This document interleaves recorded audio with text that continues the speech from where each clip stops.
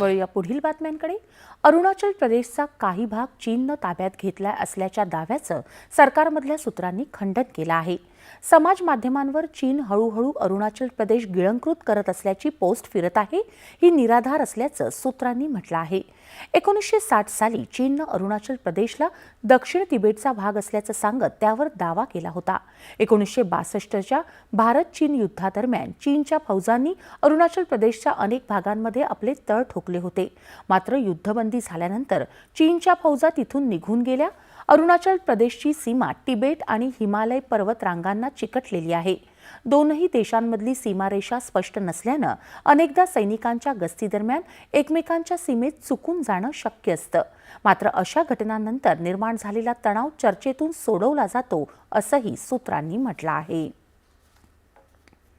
अरुणाचल प्रदेश हा